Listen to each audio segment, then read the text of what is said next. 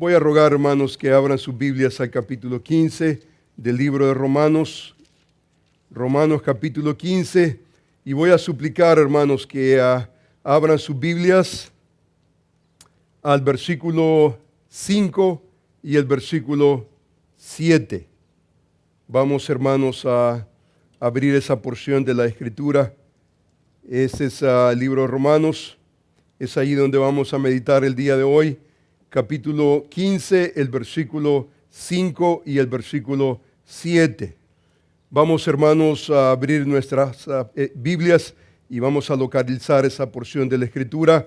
El título de mi mensaje es Unánimes, recibiendo los unos a los otros para la gloria de Dios, no solamente para su beneficio, no solamente para el beneficio de su hermano, pero recibiendo los unos a los otros para la gloria de Dios. La palabra del Señor dice de la siguiente manera: pero el Dios de la paciencia y de la consolación os dé entre vosotros.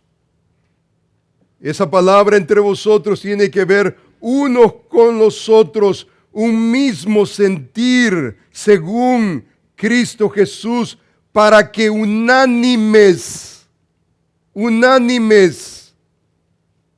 a una voz glorifiquéis al Dios y Padre de nuestro Señor Jesucristo. Por tanto, Pablo está concluyendo esta sección diciendo: recibíos los unos a los otros, recibíos los unos a los otros, como también Cristo nos recibió. Y Él nos recibió para gloria de Dios. Él nos recibió para gloria de Dios. Que el Señor bendiga esa preciosa porción de la Escritura. Usted observa el versículo nuevamente, dice: pero el Dios de la paciencia y de la consolación os dé a vosotros, hermanos, un mismo sentir según Cristo Jesús, para que unánimes a una voz glorifiquéis al Dios y Padre nuestro, de nuestro Señor Jesucristo. Por tanto, dice, recibíos unos a otros. Recibíos unos a otros, no para maltratarnos, no para crear tensión entre nosotros mismos, sino, dice la Escritura, unánimes. Unánimes, dice, recibíos unos a los otros, como también Cristo nos recibió para gloria de Dios. Usted se da cuenta que Cristo es el modelo para nosotros como creyentes. Él es el modelo. Ahora, usted observa el versículo bíblico en cierta manera es una oración. Dice el versículo: pero el Dios de la paciencia y de la consolación os dé. Aquí está el apóstol Pablo no necesariamente argumentando, él ya argumentó extensamente, comenzando del capítulo 14. Ahora, en unos momentos vamos a justificar ese pero, porque usted se da cuenta que el apóstol está terminando toda una sección y está terminando toda una sección en oración al Señor. Pablo está diciendo: pero el Dios de la paciencia y de la consolación os dé, dice, a vosotros un mismo sentir según Cristo Jesús, para que unánimes, no divididos, sino unánimes, dice, a una voz glorifiquéis al Dios y Padre de nuestro Señor Jesucristo. ¿Cómo glorificamos al Dios y Padre de nuestro Señor Jesucristo? Por eso creo yo que es necesario justificar ese pero. Pero lo que me gustaría que usted observe es que toda esa sección es una oración apostólica. Ahora, usted observa el patrón paulino, usted lee las cartas paulinas, 13 cartas de Pablo, y usted observa casi un patrón en la manera en cómo él presenta sus cartas. Usualmente él invierte no solamente tiempo para agradecer a Dios por lo que él ha hecho en la persona de Cristo y crear un pueblo celoso de sí, y usualmente las cartas abren con Eucaristía, abren con agradecimiento delante de Dios. Pero luego después el apóstol Pablo se mueve en el cuerpo de la carta para argumentar, tratar la manera de que los hermanos entiendan no solamente la teología, pero la importancia del pensamiento bíblico.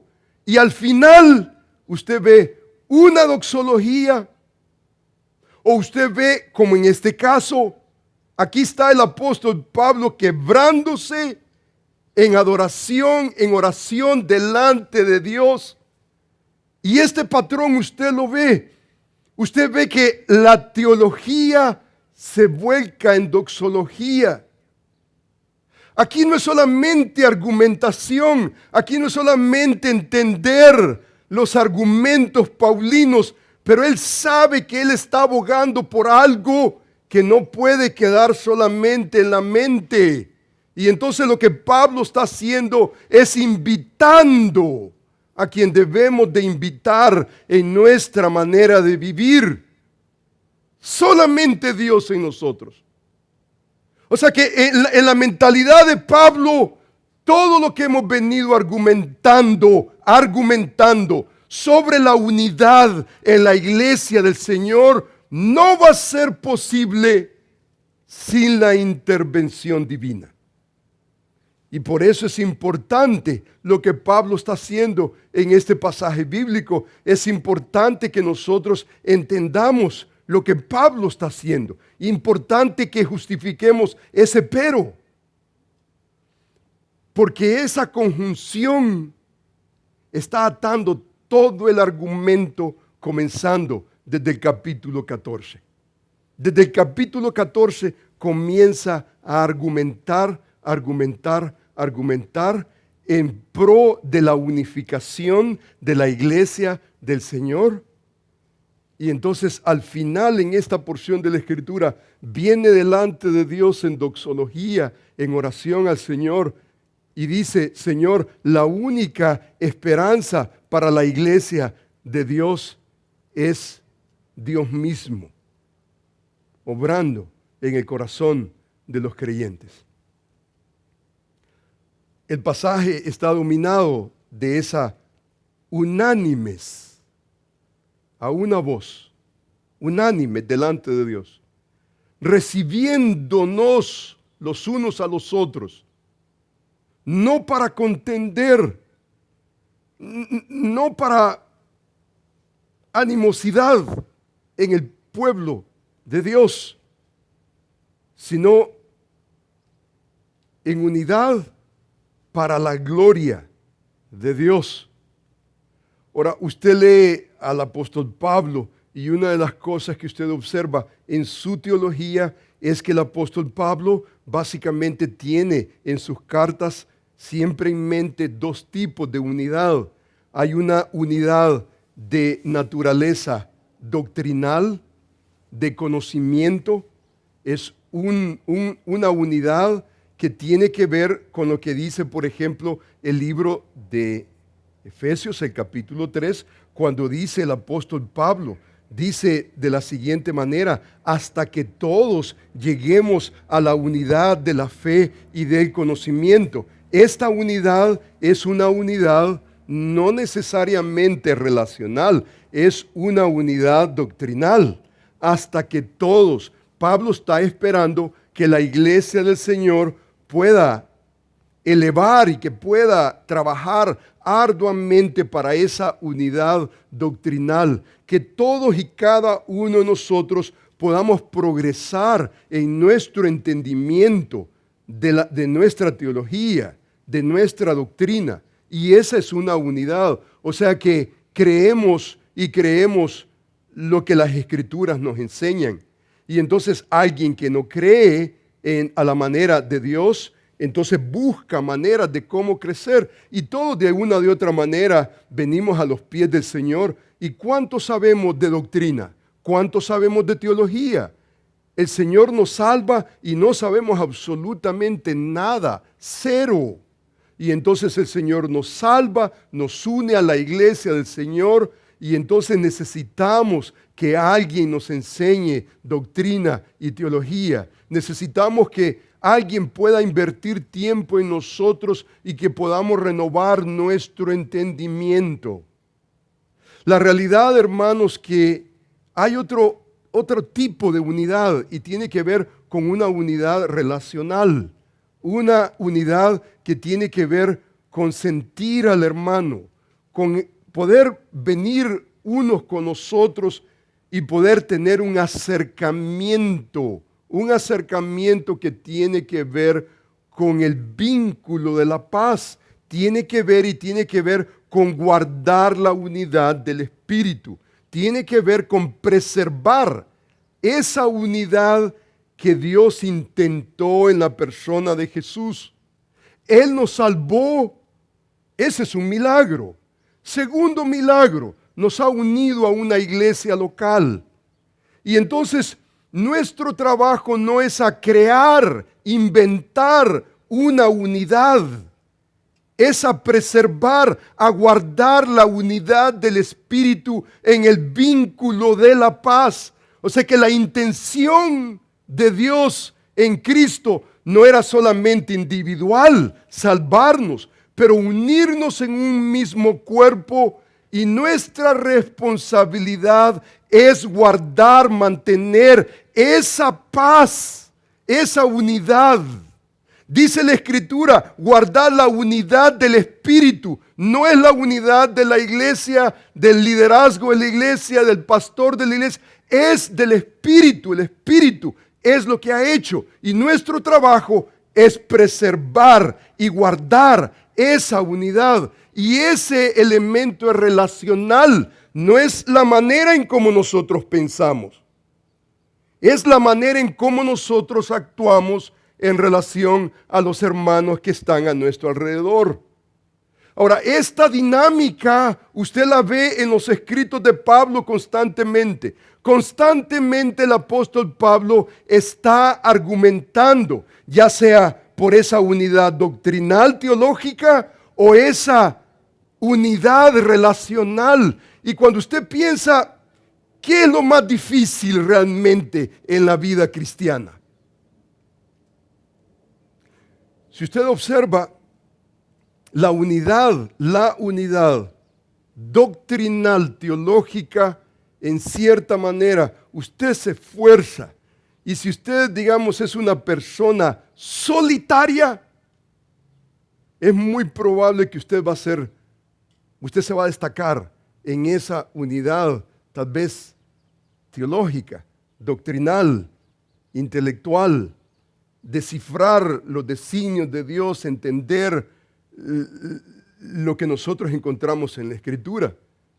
Pero hermanos, uno de los desafíos enormes es cuando usted no tiene control de muchas cosas. Cuando usted se da cuenta, usted se casa, por ejemplo, y ya no está solo. Le arruinaron su unidad, su autonomía, ya no está solo. Y entonces ya usted tiene que relacionarse con alguien. Ya en esa relación ya no es solamente su decisión, es la decisión de dos. Y si ya Dios le da hijos y los hijos comienzan a crecer, ya usted tiene que envolverlos en el procedimiento de decisiones. Ya usted no está solo. Y la realidad, hermanos, es que las cosas comienzan a complicarse. Y si nosotros no tenemos cuidado, entonces terminamos nosotros y terminamos en un caos. El pasaje de Romanos capítulo 14 y capítulo 15, el énfasis del apóstol Pablo no es en la unificación doctrinal. El énfasis de Pablo es relacional. ¿Cómo nosotros nos vamos a tratar los unos con los otros? Ahora, para tratar la manera de aprovechar el tiempo de hoy en este pasaje de la Escritura, vamos a ver 4 declaraciones, 4 oraciones. Vamos a ver el contexto, que va a ser increíblemente importante. En el contexto vamos a tratar la manera de justificar el pero que comenzamos leyendo en el versículo 5. Pero luego después vamos a ver una declaración dominada por el carácter y la obra de Dios. Y luego después vamos a ver una oración dominada por el sentir y el ejemplo de Cristo. Y al final vamos a ver básicamente una unidad dominada no solamente por el deseo de crear esa unidad relacional, pero hacerlo con un motivo, y el propósito es la gloria de Dios. No es solamente su beneficio, no es solamente el beneficio del hermano. Aquí hay básicamente un elemento, hermano, un elemento triangular. No es solamente usted, no es solamente su hermano. Tenemos conciencia de Dios. Cuando nos relacionamos, este es un asunto divino. No es solamente la calle, el mundo allá afuera, que no incluye a Dios. No. Cualquier cosa que nosotros vayamos a hacer, debemos nosotros de hacerlo, dice la Escritura, para la gloria de Dios. Sea que comamos, no importa lo que nosotros vayamos a hacer, las cosas más ordinarias, nosotros somos hijos de Dios. Nosotros somos cristianos, tenemos conciencia de Dios. Y no hacemos las cosas solamente por asunto de socialización. No es solamente porque tenemos que relacionarnos. Es cierto que nosotros recibimos beneficio. No hay cosa más linda como poder sentir el amor de alguien. El viernes pasado, por ejemplo, se me acerca un niño de la iglesia. ¡Wow! Le roba el corazón cuando este niño viene, lo ve y le dice, Pastor Roberto. Y entonces viene y le dice, te traje, dice, este dulce. Me trae un dulcecito y me dice, mira, este es para tu hijo, para Tito. Y traía una pistolita de plástico, de lagartito, con $1 ahí. Yo no sé lo que estaba pensando este niño. Yo llego a la casa, se lo doy a mi hijo, casi lloramos juntos. Lindo ser amado, de un pequeñito, ser amado. ¡Wow! Usted duerme como angelito y usted dice, Señor, si me quiere llevar, llévame. Un niño me amó hoy.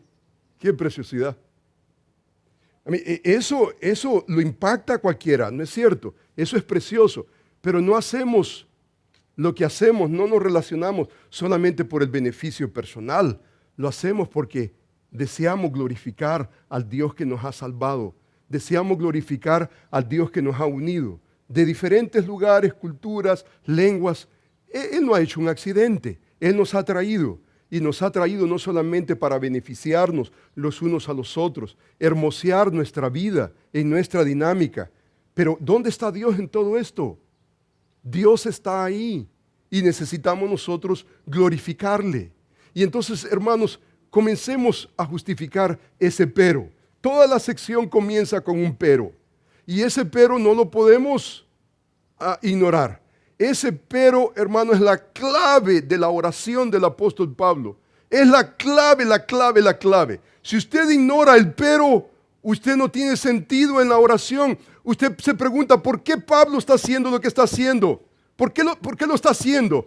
El contexto nos marca, nos ayuda a poder apreciar por qué Pablo está delante de Dios orando. Al Dios de toda paciencia y consolación, que dé a los hermanos la habilidad para poder vivir el contexto del capítulo 14 y el capítulo 15. Así que, hermanos, rápidamente por asunto del tiempo, vamos a tratar la manera de justificar ese pero. Ahora, interesante, hermanos, nuevamente cómo el apóstol Pablo está haciendo teología. Él hace teología con doxología, que debería de ser la norma de cada uno de nosotros. Todos nosotros, cuando entendemos los designios de Dios, debemos de caer de rodillas delante de la grandeza de Dios Él lo hace en todos sus escritos y lo está haciendo en este pasaje preciso. Ahora vamos a observar 5 aspectos en ese contexto. Primeramente, Pablo está llamando la atención a la responsabilidad que tenemos unos a otros. Este es el capítulo básicamente 14, si usted se da cuenta, perdón. Este no es Romanos capítulo 1, es el Romanos capítulo 14. Y dice el versículo de la siguiente manera: recibid al débil en la fe. Ahora, esto de recibir, es la misma palabra que utiliza en el capítulo 14. Lambano, esa palabra de recibir, ese concepto de recibir, dice recibid al débil en la fe, pero no para contender sobre opiniones, porque uno cree que se ha de comer de todo, otro que es débil come legumbres. El que come no menosprecia al que no come. Y el que come, dice, no juzgue al que come, porque Dios le ha recibido. Usted se da cuenta la responsabilidad que nosotros tenemos los unos con los otros. Aquí está este pasaje de la Escritura y nos está enseñando que debemos nuevamente de recibir, dice, debemos de recibir, dice, al débil en la fe. Ya usted se da cuenta que si hay débiles, entonces hay fuertes, ¿no es cierto? Ahora, usted lee el capítulo y usted se va a dar cuenta que Pablo está escribiendo y Pablo se identifica no con los débiles, sino con los fuertes. Ahora, en una iglesia ya hay una división. Ya Pablo está asumiendo una división. No todos estamos en el mismo nivel. Hay hermanos que son débiles y hay hermanos que son fuertes. Y entonces él se dirige a los fuertes y les dice, recibid al débil. ¿A quién se está dirigiendo? Al fuerte, al maduro. El maduro tiene la responsabilidad. El creyente maduro tiene la responsabilidad. El apóstol Pablo le escribe, por ejemplo, a los hermanos en Gálatas y dice, si alguno fuere sorprendido en alguna prueba, en algún pecado, en alguna situación difícil, dice, vosotros que sois espirituales, restaurad al tal con espíritu de mansedumbre, considerándote a ti mismo, no sea que tú también seas tentado. O sea que para tratar ese tipo de problemas son los espirituales, son los maduros. O sea que si va a haber esperanza, va a ser por aquellos hombres, mujeres que son maduros en la fe para recibir a los débiles en la fe. Hermanos, esto en el matrimonio es una dinámica increíble. Yo quisiera decirles a ustedes como pastor que en las situaciones que tenemos con mi esposa, yo quisiera decirles que yo aparezco como el fuerte siempre, resolviendo conflictos, absolutamente. Hay ocasiones para mi propia vergüenza que mi esposa me abraza con madurez y tiene la capacidad de decirme, amorcito, that's okay.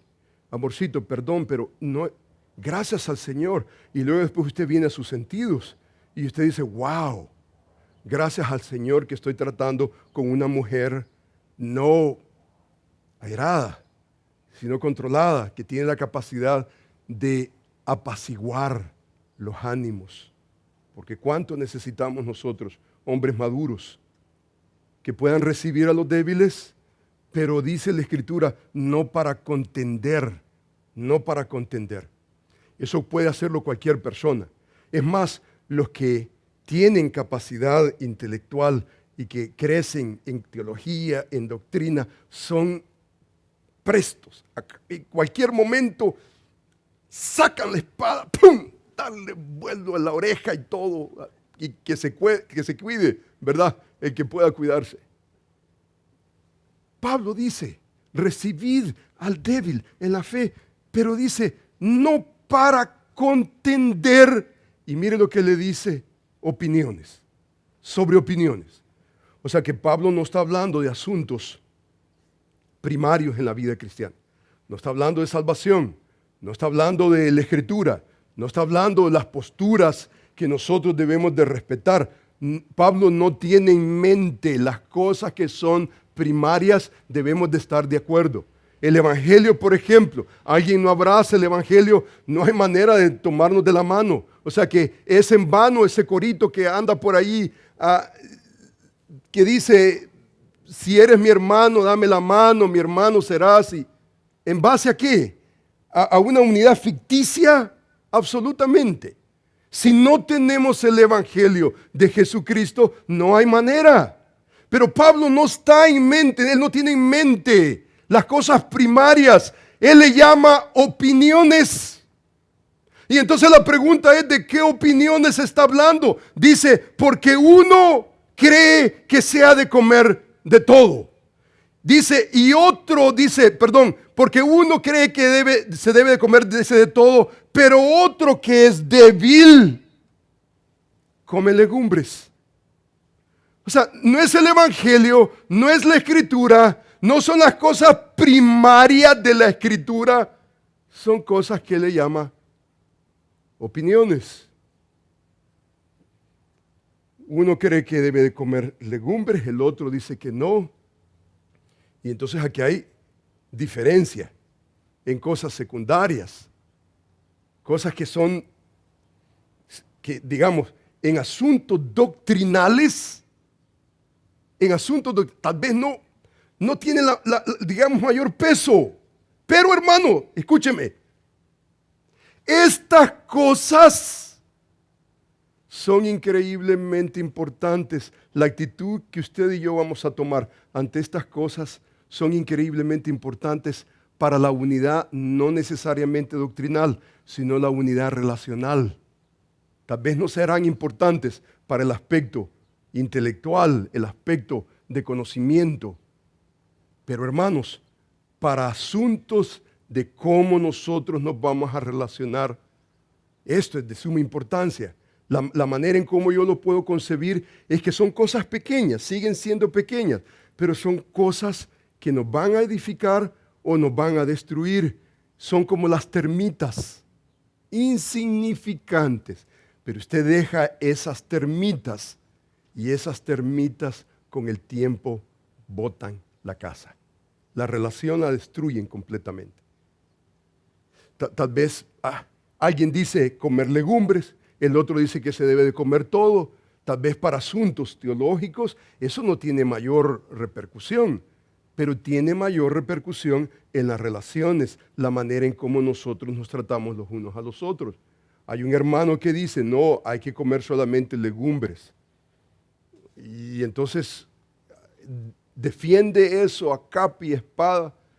Y entonces para él eso es importante. Entonces, ¿cómo usted se va a relacionar con ese hermano que cree diferente a como usted cree en cosas de opiniones? Eso va a ser la diferencia. O vamos a tener un acercamiento o va a haber realmente un rechazo.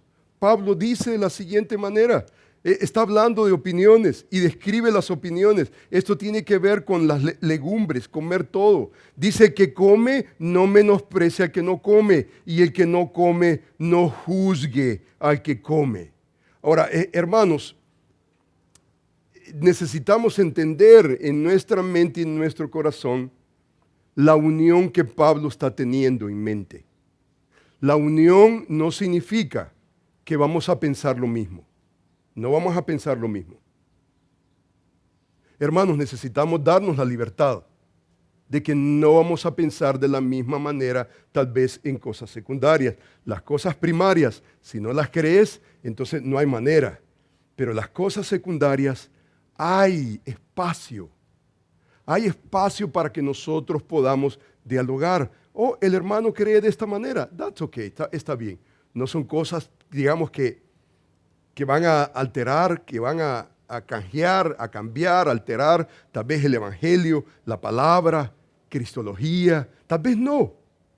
Y usted y yo necesitamos entender, debemos de entender para el bien de la congregación que hay en cierta manera, hay en cierta forma la posibilidad, unidad, no es una unidad necesariamente de pensamiento, es una unidad relacional.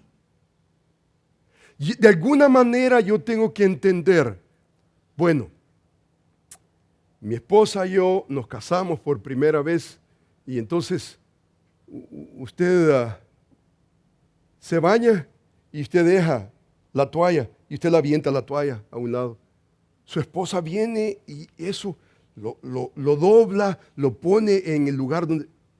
Ya hay una diferencia. Ahora, si su esposa le hace la guerra desde el primer día, ya eso va a ser Troya. Ahora, yo creo, hermanos, y en caso, por ejemplo, nuestro, aquí el asunto es, si mi esposa no quiere esto, entonces, ¿qué es lo que va a hacer? Bueno, Señor, ¿cómo me vas a ayudar? Ayudarle a mi esposo que la toalla mojada no se tira. En cualquier lugar no se tira. ¿Cómo, Señor, me vas a ayudar a mí a ayudarle a mi esposo? Esa es la invitación. No es hacer pleito por la toalla mojada. Si todo lo que usted ve es la toalla mojada, usted se va a quedar con la toalla mojada y sin esposo. Esta es una invitación. Si esa es una termita y ese es un problema, entonces la invitación que Pablo nos está haciendo en este pasaje de la Escritura es, bueno, yo no sabía que mi esposo se bañaba, ¡pum!, tiraba la toalla, no sabía. Hoy ya sabe, ¿y hoy qué va a hacer? Bueno, tiene un problema más que usted no sabía antes. Y entonces el capítulo 15 nos enseña y nos dice, mira, vamos a venir delante de Dios y hoy cómo yo voy a tratar con mi esposo, que no tiene las mismas costumbres, no crecimos en el mismo lugar, no crecimos con la misma manera, toalla, ¿qué me importa a mí? Pero a mi esposa le importa.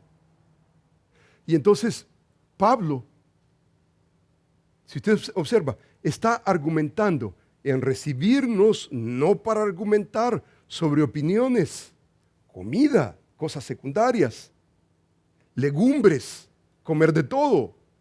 Dice la Escritura, el versículo, el que come no menosprecie, no menosprecie.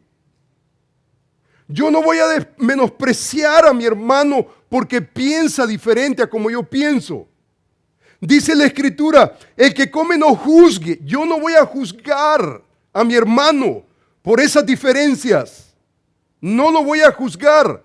Y observe usted conmigo, hermano, lo que realmente para mí ha sido increíble, increíble, increíble para mi estabilidad emocional, tratando con hermanos que piensan diferente como yo pienso.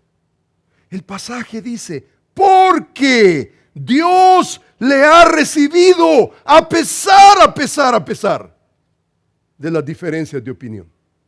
Dios lo recibió y yo no lo voy a recibir. O hay un problema con Dios o hay un problema conmigo.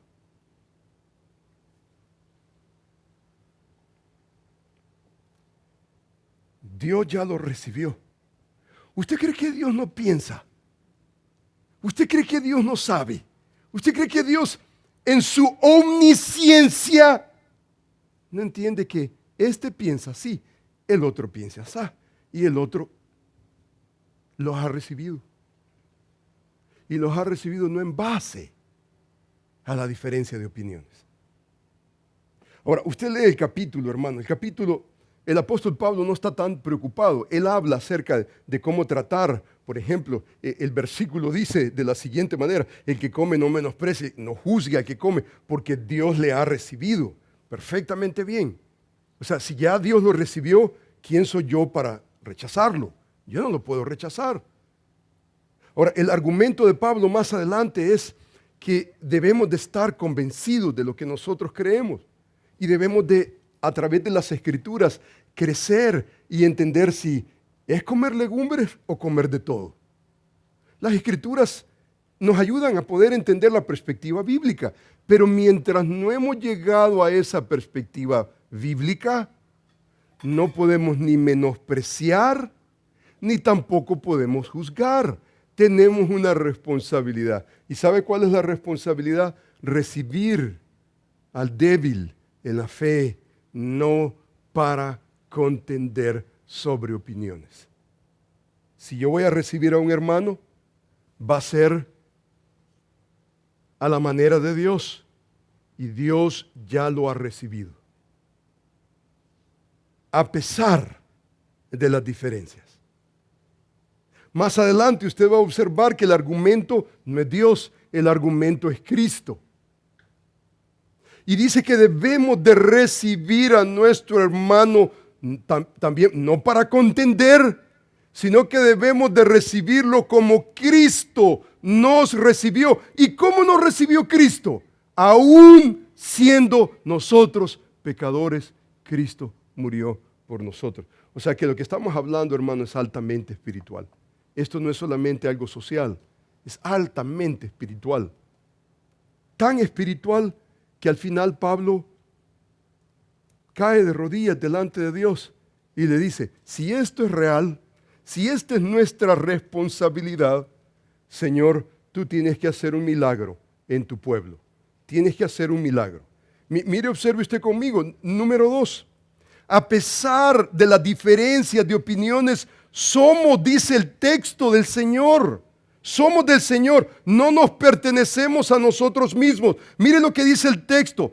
¿Tú quién eres que juzgas al criado ajeno? Para su propio Señor está en pie o cae, pero estará firme, porque poderoso es el Señor para hacerle estar firme. Usted se da cuenta que ese que tiene opinión diferente a la tuya, tiene un Señor. No solamente tiene un hermano, tiene un Señor. Y el Señor es poderoso para hacerlo, mantener firme. ¿Sabe cuál ha sido una de mis sorpresas, hermanos? Una de mis sorpresas para mi propia vergüenza. Una de las grandes sorpresas que yo he tenido en mi vida cristiana, que a través en el proceso usted aprende. Constantemente usted se da cuenta. Usted tiene una relación con alguien, de repente se da cuenta que piensa teológicamente diferente a usted en asuntos secundarios, y entonces usted se queda con un sentimiento, no está aceptando lo que la Escritura nos enseña.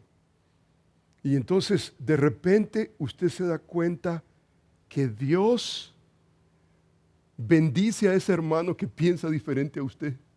En su mente finita, usted pensaría, no, Señor, tú me tienes que bendecir a mí, porque yo pienso como la Escritura nos enseña. Pero Dios termina bendiciendo a otros que todavía no están ahí. Y entonces usted ve ese escenario y es un recordatorio para entender que Dios es Señor, no solamente mío, pero Señor también de aquellos débiles que dice la Escritura, el Señor es poderoso para estarle firme, para que esté firme, Pablo argumenta y él dice, hermanos, tenemos un mismo Señor. ¿Se acuerda cuando dice en el capítulo 15 que leímos versículo 5? Y el Dios de la paciencia y consolación. ¿Por qué paciencia? ¿Por qué paciencia? ¿Por qué está apelando a la paciencia? Porque necesitamos mucha paciencia para separar. Ok, no pensamos lo mismo, pero tenemos un mismo Señor. Tenemos un mismo Señor. El Señor que me salvó a mí, salvó también al hermano, que tal vez no le ha amanecido en cosas. ¿Sabe cuál es nuestra actitud muchas veces? Exclusivismo. Y no, hacemos una isla innecesaria. Ahora, yo creo que Pablo, usted lea al apóstol, aún en este contexto, no hay duda que Pablo está preocupado por nuestra manera íntegra de pensar. Pero de alguna manera, lo que Pablo está diciendo es, hermano, le está diciendo, hermano, tu hermano es más importante que tus opiniones. Tu hermano es más importante. Cristo no murió por tus ideas, tus opiniones. Cristo murió por individuos. El individuo tiene que ser más importante que tus perspectivas, aún tus propias perspectivas teológicas, bíblicas. Las apreciamos. Pero ¿sabe lo que nos cuesta en nuestro círculo a nosotros? Nos cuesta relacionarnos con gente que está 2 pulgadas fuera de nuestra posición que esto debería de ser, no está, nos cuesta. Y Pablo dice, eso no puede ser. Debemos de recibir a los débiles en la fe, no para contender. Número 2, tenemos un mismo Señor. Rápidamente, hermanos. Número 3, Pablo lo que está haciendo en este pasaje bíblico es establecer que cada uno de nosotros daremos cuenta delante de Dios por el hermano. El hermano que piensa diferente a nosotros, somos responsables. Mire el versículo 10 lo que dice, pero tú, ¿por qué juzgas a tu hermano? O tú también, ¿por qué menosprecias a tu hermano? Porque todos compadeceremos ante el tribunal de Cristo, porque está escrito, vivo yo, dice el Señor, que ante mí se doblará toda rodilla y toda lengua confesará, de manera que cada uno de nosotros dará a Dios cuenta de sí en la manera en cómo tratamos a nuestro hermano, débil, diferente. Usted va a dar cuenta. O sea que si usted se da cuenta, número 1, vamos a recibir a nuestro hermano con quien pensamos diferente porque Dios ya lo ha recibido. Número 2, tenemos un mismo Señor. Pero número 3, hermano, usted va a dar cuenta de cómo usted trata a Luisito y a Luis. ¿Cómo usted va a tratar a su esposa y a su hijito? Dios le va a pedir cuenta a usted. Y esto no es solamente teología, esto no es solamente doctrina. Esto tiene que ver con nuestras habilidades de relacionarnos los unos a los otros. Hermano, esa es razón suficiente para decir, wow, Señor, yo voy a dar cuenta por mi hermana Esther, voy a dar cuenta por Saraí y voy a dar cuenta, vas a dar cuenta. Y otro, hermano, esto es un asunto recíproco, dice la Escritura, de manera que cada uno, no solamente los fuertes, cada uno, sea fuerte o sea débil, vamos a tener que dar cuenta. Cada uno de nosotros. Usted le va a tener que dar cuenta de cómo usted trata al hermano Teofilito y cómo trata a cada uno de los hermanos, al pastor, a los ancianos. ¿Cómo usted los trata? ¿Los trata usted con la mentalidad de todas maneras? ¿Es el anciano? ¿Son los ancianos? Tienen que aguantar. No, Dios le va a pedir cuenta a usted de la manera en cómo usted trata a su prójimo. No importa quién sea el pastor, sea el anciano, sea un miembro de la iglesia, no importa quién sea. Vamos a dar cuenta delante de Dios. Número 4, observe usted conmigo. Número 4.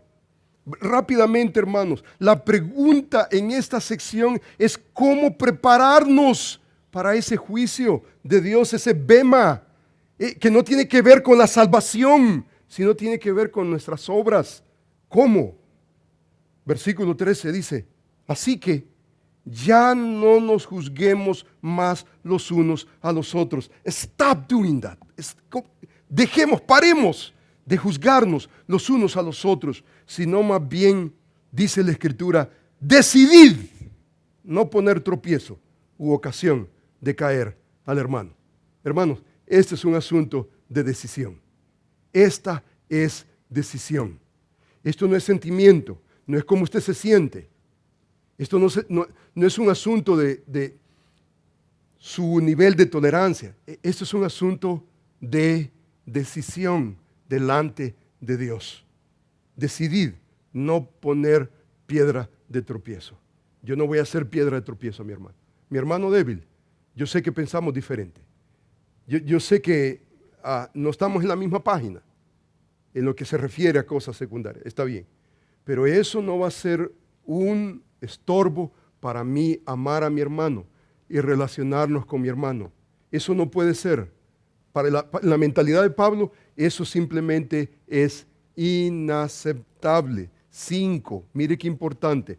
Pablo básicamente ordena a los hermanos fuertes, a soportar las flaquezas de los débiles.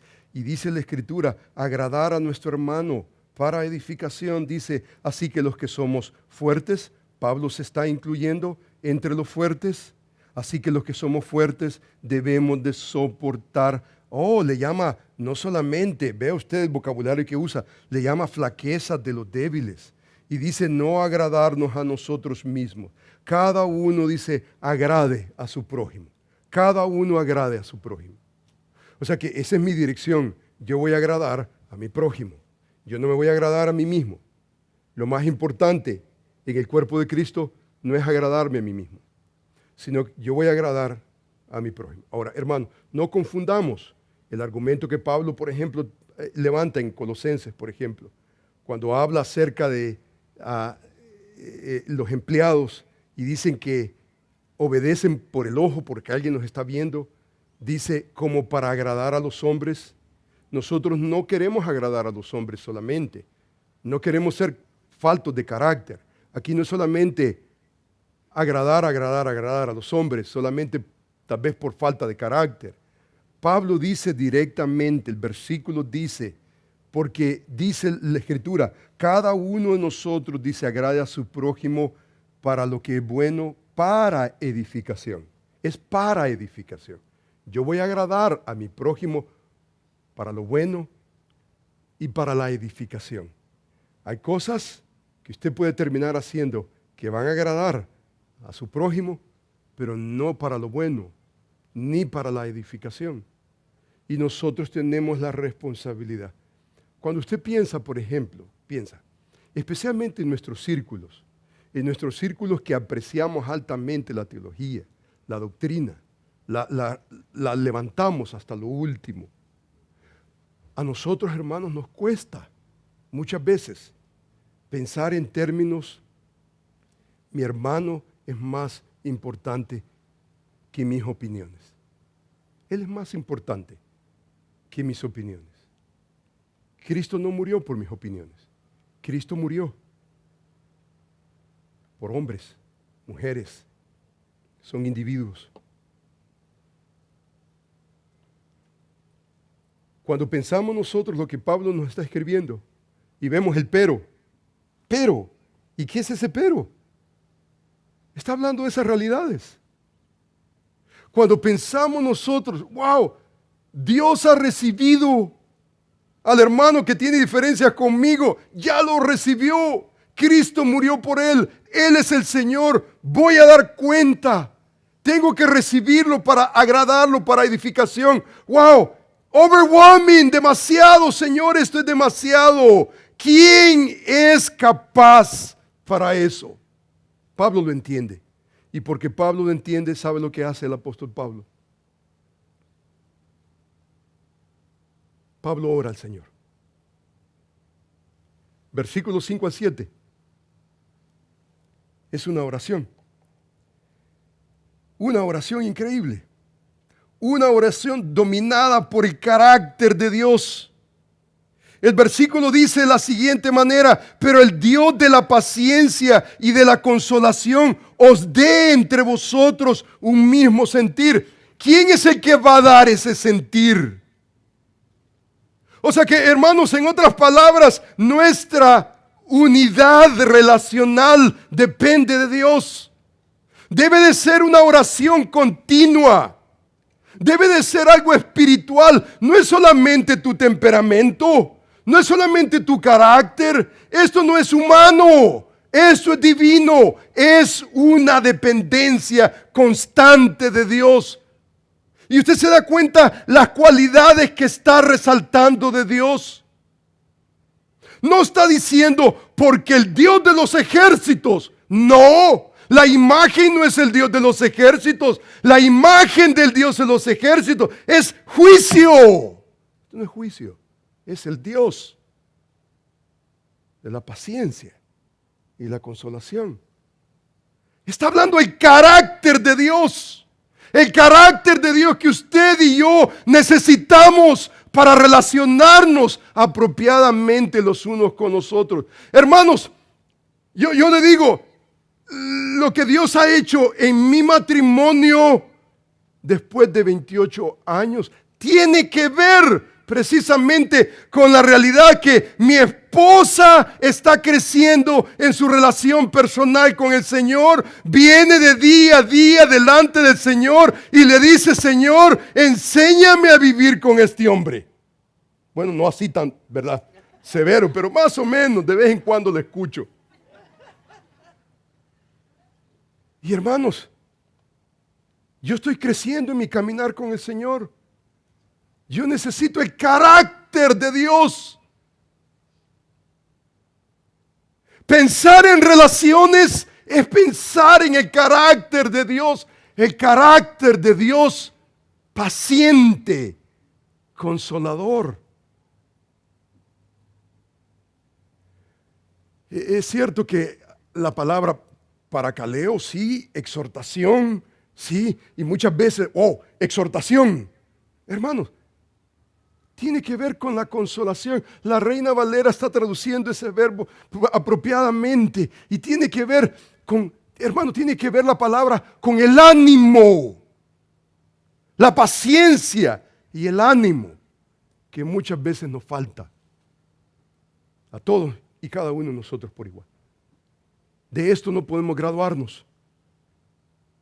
Esto necesitamos constantemente tenerlo fresco en nuestro corazón, y necesitamos el carácter de Dios. Pablo está introduciendo el carácter de Dios, pero el Dios de la paciencia y de la consolación os dé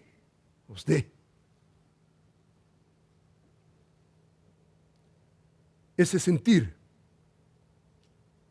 según Cristo, conforme al ejemplo de Cristo, para que unánimes a una voz glorifiquéis al Dios y Padre de nuestro Señor Jesucristo en nuestras relaciones. Que podamos glorificar a Cristo a la medida en cómo nosotros nos tratamos los unos a los otros. No ver solamente al hermano, pero ver esa dinámica divina. Dios ya ha hecho algo con ese débil en la fe, con quien tenemos opiniones diferentes. Dios lo ha recibido. ¿Quién eres tú?, dice Pablo, para juzgar al siervo ajeno. ¿Quién eres tú? Dios lo ha recibido y tú lo vas a pisotear. Ese no es cristianismo legítimo. Dice el apóstol Pablo: por tanto, recibíos los unos a los otros, como también Cristo nos recibió, para gloria de Dios. Hermano, esto es una orientación preciosa. Porque esto no, hermano, tiene que ver si mi hermano lo merece o no lo merece. Su órbita no es merecimiento, no es sentimiento, como usted se siente. Decidir amar a su hermano, buscar la unificación, la unidad del Espíritu, eso no es un asunto sentimental, no es un asunto si el hermano se merece o no se merece. ¿Sabe lo que está en la mesa? La gloria de Dios. La gloria de Dios. Es la gloria de Dios. Sea, hermanos, un pequeño, sea un anciano, sea quien quiera que sea. Usted puede relacionarse para la gloria de Dios. Usted puede pensar y procesar a pesar de nuestras diferencias. ¿Cómo yo puedo ayudar a mi hermano? ¿Cómo yo puedo amar a mi hermano? A que entienda las Escrituras, que entienda. En este mismo capítulo el apóstol Pablo dice que el reino de los cielos no es comida ni bebida. El apóstol Pablo está definido. El débil en la fe está equivocado. Está equivocado. Y Pablo mismo está tratando la manera de corregir la equivocación, pero lo hace en un ambiente. Y es el ambiente que usted y yo necesitamos desarrollar en la iglesia del Señor. Es un ambiente no de contención. Eso afuera. Adentro. Necesitamos ver el ejemplo de Dios, el ejemplo de Cristo, el bema. Vamos a darle cuenta a nuestro Dios por la manera en cómo nosotros tratamos a nuestro hermano. Necesitamos decidir no ser piedra de tropiezo al hermano. Hermano, esto ninguno de nosotros es apto, nadie. ¿Quién es apto para esto? Y porque ninguno de nosotros somos aptos, la única alternativa que tenemos es venir delante de Dios. Y yo quiero que usted en este momento venga delante de Dios y que usted hable con Dios y que usted le diga, si usted tiene problemas con alguien, quien quiera que sea, dígale al Señor, dígale, Señor, tú eres el Dios de la paciencia, la consolación. Dame ese espíritu para poder relacionarme con mi hermano, no en tensión, no recibirlo para contender, sino para abrazarlo en amor como Dios nos ha amado en Cristo Jesús. Incline su rostro. Demos gracias a nuestro Dios. Amantísimo Padre, Señor, quiero darte a ti el honor y la gloria. Señor, yo te bendigo por lo bueno que tú has sido con nosotros. Señor, no nos merecemos, absolutamente no nos merecemos todo lo que tú, Señor, has hecho en Cristo Jesús. Sin embargo, Señor, nos has abrazado.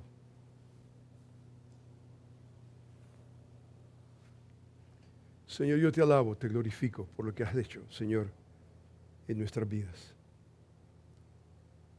Gracias, Padre bendito, porque realmente mi hermano es más importante que mis opiniones.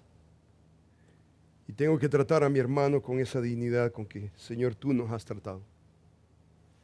Señor, yo ruego en el nombre de Jesús de que tú, Señor, nos des esa paciencia y esa consolación, ese sentir según Cristo Jesús, para que unánimes podamos glorificar al Dios y Padre de nuestro Señor Jesucristo. Señor, permite que podamos, Señor, tener esa dimensión divina. Esa dimensión divina. Señor, gracias porque tú eres la fuente, tu carácter paciente, lleno de consolación, es la base, es la fuente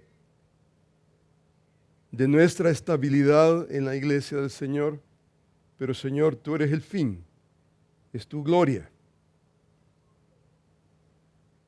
Lo hacemos no solamente por nuestro beneficio, el poder respirar entre nosotros, no un ambiente tóxico, sino un ambiente de amor y de comprensión. Nosotros somos altamente beneficiados, pero Señor, el asunto es tu gloria, es tu gloria. Queremos vivir nuestras relaciones para tu gloria y para tu honra. Señor, te bendecimos. Te amamos. En el nombre de Jesús. Amén.